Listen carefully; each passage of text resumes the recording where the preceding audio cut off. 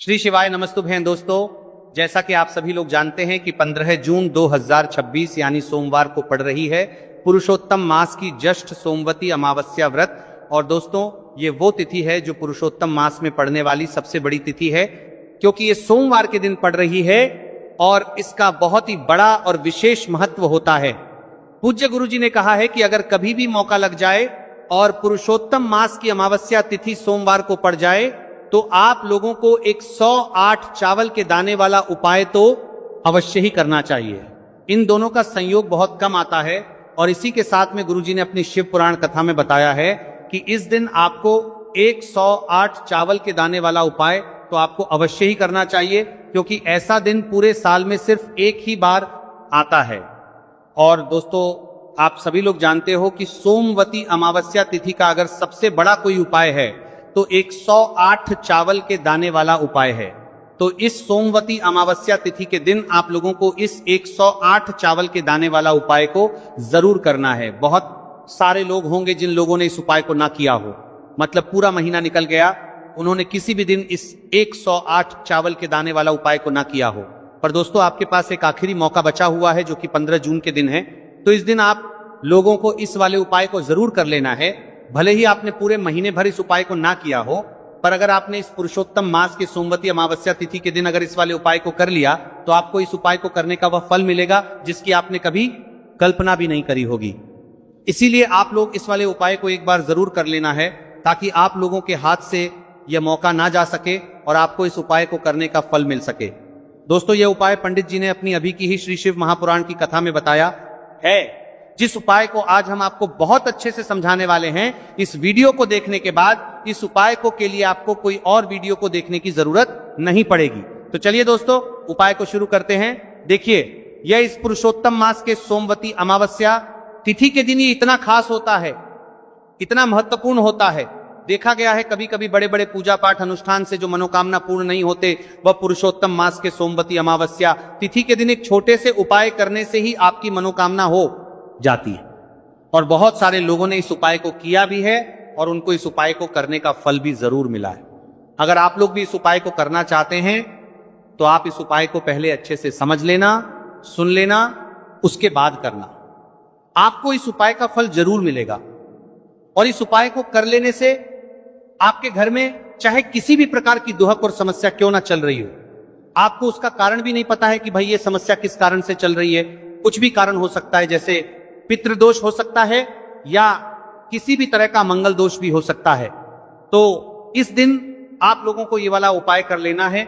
ये एक ऐसा उपाय है जिस उपाय को अगर किसी विशेष दिन पर किया जाए तो भाई उस विशेष दिन का जो है वो तो हमें मिलता ही मिलता है, पर हमने उस दिन पर इस उपाय को किया है तो हमें उससे भी बड़ा फल मिलता है और फल बहुत जल्दी मिलता है, क्योंकि आप इस उपाय को बहुत ही बड़े और विशेष दिन पर कर रहे हो। तो अब उपाय के बारे में बात करते हैं, लेकिन उससे पहले आप लोगों को यह जानना आवश्यक है कि आखिर ये उपाय किस समय करना है, किसको करना है और कैसे करना है। तो चलिए हम आगे आपको वीडियो में एक एक करके बता देते हैं। लेकिन उससे पहले अगर आप लोग हमारे चैनल पर पहली बार आए हैं या फिर मेरी आवाज आज पहली बार सुन रहे हैं तो हमारे चैनल वास्तविक जानकारी को सब्सक्राइब जरूर कर लेना और इस वीडियो को लाइक करके कमेंट बॉक्स में श्री शिवाय नमस्तुभ्यं ओम नमः शिवाय जरूर टाइप कर दें। तो दोस्तों, इस 108 चावल के दाने वाला उपाय को हमें इस सोमवती अमावस्या तिथि के दिन कैसे करना है, किसको करना है, किस समय करना है और कहां पर करना है, ये सारे सवालों के जवाब आपको इस वीडियो में मिल जाएंगे। और जो ये वीडियो देखेगा भाई, उसको 108 चावल के दाने वाला उपाय जरूर करना चाहिए, क्योंकि इस दिन एक चावल के दाने का भी बहुत ही बड़ा और विशेष महत्व होता है।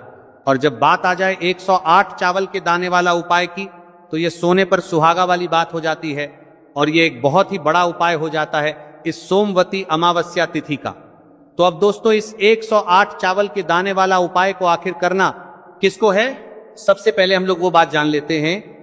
तो देखो, घर की जो बड़ी माताएं बहनें होती हैं, उन माताओं बहनों में से कोई भी एक बड़ी माता बहन इस वाले उपाय को कर सकती है। और दोस्तों, अगर आप चाहे तो अपने घर में से सभी सदस्यों को भी इस उपाय को करवा सकते हैं। अगर किसी व्यक्ति की खुद की कोई मनोकामना है, खुद की कोई दुख और परेशानी है जो कि वो अपने लिए ही करना चाहता है, इस वाले उपाय को तो वह खुद अपने लिए भी कर सकता है। बाकी अगर कोई घर में से ऐसा है जो कि अपने पूरे घर परिवार की सुख और शांति के लिए ये वाला उपाय करना चाहता है तो भाई वो भी कर सकता है, उसमें भी कोई दिक्कत वाली बात नहीं है। कहने का मतलब यह है कि इस उपाय को हर एक सदस्य भी कर सकता है और पूरे घर परिवार के लिए घर की बड़ी माताओं बहनों में से कोई एक माता बहन भी कर सकती है। माताएं बहनें अगर घर में उपस्थित ना हो या वह ये वाला उपाय ना कर पा रही हो तो फिर घर का कोई बड़ा सदस्य भी इस 7 चावल के दाने वाला उपाय को कर सकता है, चाहे फिर वह पुरुष ही क्यों ना हो, उसमें कोई भी दिक्कत वाली बात नहीं है। अब दोस्तों जो अगला प्रश्न निकल कर आता है वो ये आता है इस उपाय को लेकर कि आखिर इस उपाय को हमें किस समय करना है, सुबह के समय करना है कि शाम के समय करना है। तो देखो इस वाले उपाय को आप लोग सुबह के समय भी कर सकते हो और शाम के समय प्रदोष काल में भी कर सकते हो। अब अगर आप तर सुबह करना है, मंत्रा मना है, आप कर सकते हो लेकर करा कर आ, आप कर सकते हो लेकर करा कर आ। आप कर पूछो कि भाई साहब सबसे उत्तम समय कौन सा रहेगा इस 108 चावल के दाने वाला उपाय को करने का, तो हम आपसे बस यही कहेंगे कि इस उपाय को आप सुबह के समय करेंगे तो ज्यादा बेहतर होगा। बाकी अगर प्रदोष काल शाम के समय भी करेंगे तो भी अच्छा होगा, उसमें कोई भी दिक्कत बात नहीं है। तो अब दोस्तों जो अगली सबसे बड़ी और महत्वपूर्ण बात आती है वो ये आती है कि सुबह अगर हम उपाय को करेंगे तो हमें कितने बजे से लेकर कितने बजे तक के बीच में करना है, और शाम के समय प्रदोष काल में करेंगे तो हमें कितने बजे से लेकर कितने बजे के बीच में करना है। तो देखो सुबह जितनी जल्दी हो सके आप उपाय को करने की कोशिश करना। बाकी अगर किसी कारणवश लेट भी हो जाओ, थोड़ी देर भी हो जाए तो 10 या 11:00 बजे तक भी आप उपाय कर लेना, पर 12:00 बजे से ज्यादा देरी ना हो, ठीक है, इस बात का ध्यान रखना। उसके बाद में दोस्तों अगर शाम के समय प्रदोष काल की बात करें, प्रदोष काल का जो समय है होता है वो शाम के 6:00 बजे से शुरू हो जाता है। मतलब शाम के 6:00 बजे से लेकर 7:00 बजे के बीच का जो समय होता है यह समय प्रदोष काल का समय होता है। तो आप इस उपाय को 7 या 8:00 बजे के बीच में भी कर सकते हो। मतलब शाम के 6:00 बजे से रात 8:00 बजे के बीच में आप कभी भी इस वाले उपाय को कर सकते हो, उसमें कोई भी दिक्कत वाली बात नहीं है। देखिए दोस्तों एक एक करते हुए हम उपायों को समझेंगे। सबसे पहला उपाय बहुत ही आसान सा उपाय है। देखो यदि आपको ऐसा लगता है कि बाबा आपकी सुन ही नहीं रहे हैं, बाबा आपकी मनोकामना परिपूर्ण कर ही नहीं रहे हैं, आपने कई उपाय कर सकता है कि बाबा करके समझ नहीं रहे हैं, तो यदि आपको दुख रखते हैं, 2 साल एक करीब वाले जो समझ नहीं रहे लिए, कहीं आपने इच्छाएं महादेव के सामने रख दी लेकिन आपकी मनोरथ जो है वो परिपूर्ण हो ही नहीं रही है, और आप चाहते हैं कि वह मनोरथ जो आप कई दिनों से बाबा से मांग रहे हैं वो परिपूर्ण हो जाए, तो आपके जीवन की दुहक तकलीफ है ये सब दूर हो जाए। देखिए हो सकता है आपके घर में कोई कोर्ट केस चल रहा है या आपके घर में बहुत ज्यादा लड़ाई झगड़े चलते हैं, तो आपके घर में अगर शांति नहीं है, आपके घर में धन की कमी है, धन की वजह से आपके घर में बहुत ज्यादा लड़ाई झगड़े चल रहे हैं, तो आपकी तकलीफ दूर होने जा रहा है, और आपके घर में वाली है स्वयं नंदी जी वाला।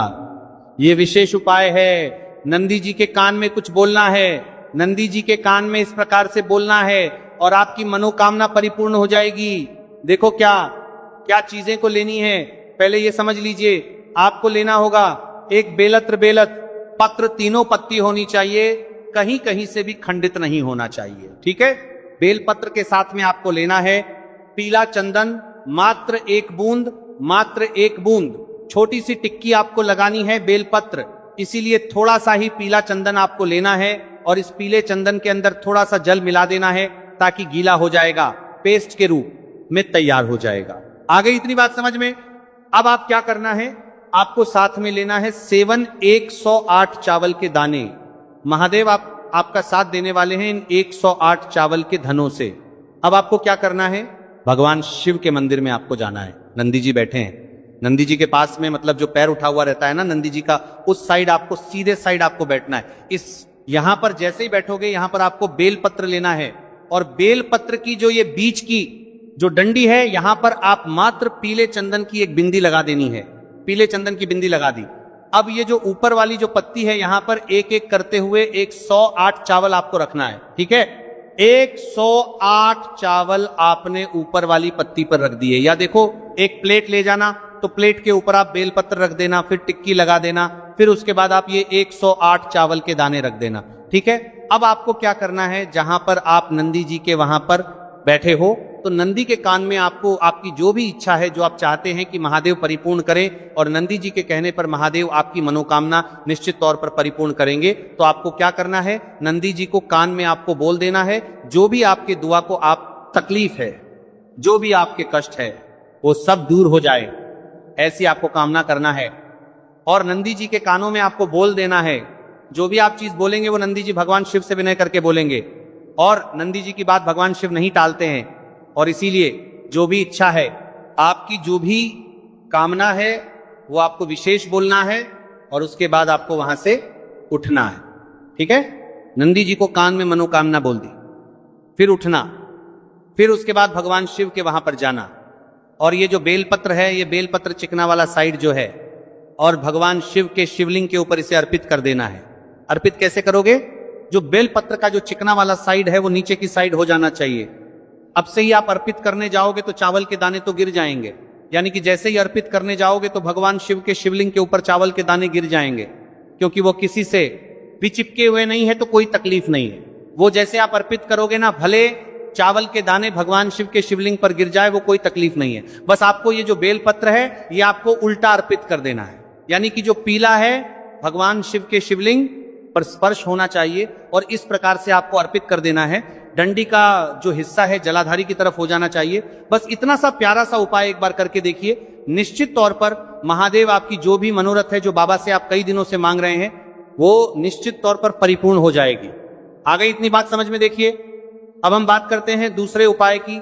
देखिए, ये उपाय जीवन ऊर्जा का है, सोमवार का दिन है और अमावस्या तिथि है। अगर आपके जीवन में बहुत ज्यादा अंधकार है, अगर आपके घर के जो बच्चे हैं बहुत ज्यादा सोचते हैं, या आपके घर में कोई भी ऐसा व्यक्ति है बहुत ज्यादा सोचता है, डिप्रेशन में रहता है, तनाव उसको है, तो तनाव को मुक्त करने के लिए ये उपाय है।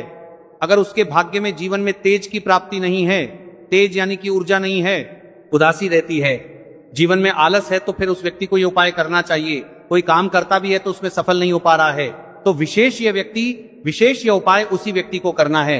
देखो, इस उपाय के लिए